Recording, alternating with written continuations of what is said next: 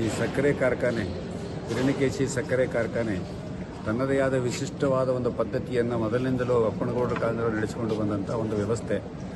ಆಮೇಲೆ ಬಸವನಗೌಡರು, ಆಮೇಲೆ ಅನೇಕ ಜನ ಇದನ್ನೆಲ್ಲ ಆಳಿದಂಥ ಒಂದು ವ್ಯವಸ್ಥೆ ಇದೆ. ಅಲ್ಲಿಂದನೂ ಇಲ್ಲಿಯವರೆಗೆ ಈಗ ಜೊಲ್ಲೆಯವರ ಕೈಯಲ್ಲಿ ಬಂದ ಮೇಲೆ ಭಾಳಷ್ಟು ತುಂಬ ಚೆನ್ನಾಗಿ ಕೆಲವೇ ದಿವಸಗಳಲ್ಲಿ ಭಾಳಷ್ಟು ವ್ಯವಸ್ಥಿತವಾಗಿ ಆಗ್ತಕ್ಕಂಥ ಕೆಲಸ ಬಂದಿದೆ. ಇದರಿಂದ ರೈತರಿಗೂ ಅನುಕೂಲ ಆಗುತ್ತೆ, ವರ್ಕರ್ಸಿಗೂ ಅನುಕೂಲ ಆಗುತ್ತೆ, ದೇಶಕ್ಕೂ ಅನುಕೂಲ ಆಗ್ತಕ್ಕಂಥ ಒಂದು ಕೆಲಸ ಇದು. ಯಾಕೆಂದರೆ ರೈತ ಬದುಕಿದರೆ ಜಗತ್ತು ಬದುಕ್ತದೆ. ನಾವು ಇವತ್ತು ಬೇಕಾದಷ್ಟು ಹಣ ಇರ್ಬೋದು, ಊಟಕ್ಕೆ ಇಲ್ಲ ಅಂದರೆ ಏನೂ ಮಾಡೋಕ್ಕಾಗೋದಿಲ್ಲ. ಅದಕ್ಕೆ ರೈತ ಕಬ್ಬಿಗೆ ಒಳ್ಳೆಯ ಆಹಾರ ರೊಕ್ಕ ಬೇಕು ಅಂತಂತ ಹೇಳಿ ನೆಹರು ಕಾಲಕ್ಕೆ ಪೋದ್ದಾರ್ ಮತ್ತು ಪಾಟೀಲ್ ಅನ್ನೋರನ್ನ ಪರದೇಶಕ್ಕೆ ಕಳಿಸಿಕೊಡ್ತಾರೆ. ಅವರು ಅಲ್ಲಿ ಹೋಗಿ ಸಹಕಾರಿ ಸಂಘವನ್ನು ತುಂಬ ಚೆನ್ನಾಗಿ ಅಭ್ಯಾಸ ಮಾಡ್ಕೊಂಬಂದು ಸಾಂಗ್ಲಿಯ ಒಂದು ಜಿಲ್ಲೆ, ಒಂದು ತಾಲೂಕಿನಲ್ಲಿ ಅದನ್ನು ಹುಟ್ಟು ಹಾಕ್ತಕ್ಕಂಥ ಕೆಲಸ ಮಾಡ್ತಾರೆ.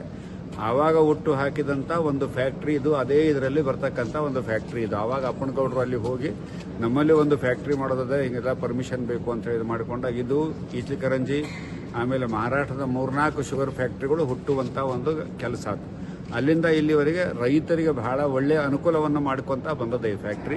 ಇವತ್ತು ಸಹಿತ ಈ ಜೊಲ್ಲೆಯವ್ರ ಕೈಲಿ ಬಂದ ಮೇಲೆ ತಾನು ಎಲ್ಲ ಒಂದು ವಿಶಿಷ್ಟವಾದ ಹೊಸ ಪದ್ಧತಿಯಲ್ಲಿ ಮಾಡ್ತಕ್ಕಂಥ ವ್ಯವಸ್ಥೆಯನ್ನು ಮಾಡ್ತಾ ಇದ್ದಾರೆ. ನಿಪ್ಪಾಣಿನೂ ಹಾಗೆ ಆಗಿತ್ತು. ಅದು 2,500 ಕ್ರಷಿಂಗ್ ಇದ್ದದ್ದು ಈಗ 11,000ಕ್ಕೆ ಕ್ರಷಿಂಗ್ ಹೋಗ್ತಕ್ಕಂಥ ವ್ಯವಸ್ಥೆ ಆಗಿದೆ. ಇದರಲ್ಲಿಯೂ ಅನೇಕ ಬದಲಾವಣೆ ತರ್ತಕ್ಕಂಥ ಒಂದು ವ್ಯವಸ್ಥೆಯನ್ನು ಈಗಿನಿರ್ತಕ್ಕಂಥ ಟೀಮ್ ಎಲ್ಲ ಮಾಡಲಿ. ಇದರಿಂದ ರೈತರಿಗೆ ಭಾಳಷ್ಟು ಅನುಕೂಲ ಆಗಲಿ. ರೈತರು ಹೆಚ್ಚು ಕಬ್ಬು ಬೆಳೆಯುವಂಥ ವ್ಯವಸ್ಥೆಯನ್ನು ಮಾಡಬೇಕು.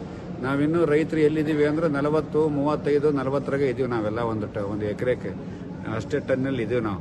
ಇನ್ನು ಅದಕ್ಕಿಂತ ಮುಂದೆ ಹೋಗಬೇಕು. ಯಾಕೆಂದರೆ ನೀರಾವರಿ ಹೆಚ್ಚಾಗಿದೆ, ಗೊಬ್ಬರದ ಅನುಕೂಲ ಆಗಿದೆ, ಸಬ್ಸಿಡಿಗಳು ಅನುಕೂಲ ಆಗಿದ್ದಾವೆ, ಸಾಕಷ್ಟು ರೈತರಿಗೆ ಅನುಕೂಲ ಆಗ್ತಕ್ಕಂಥ ಕೆಲಸ ಆಗಿರೋದ್ರಿಂದ ರೈತರು ಆರ್ಥಿಕವಾಗಿ ಬೆಳಿಬೇಕಾದ್ರೆ ಸ್ವಲ್ಪ ಇಂಥವನ್ನೆಲ್ಲ ಹೆಚ್ಚು ಮಾಡ್ಕೊತ ಹೋದರೆ ರೈತ ಇನ್ನೂ ತುಂಬ ಚೆನ್ನಾಗಿ ಬೆಳೆಯುವಂಥ ವ್ಯವಸ್ಥೆ ಮಾಡ್ತದೆ.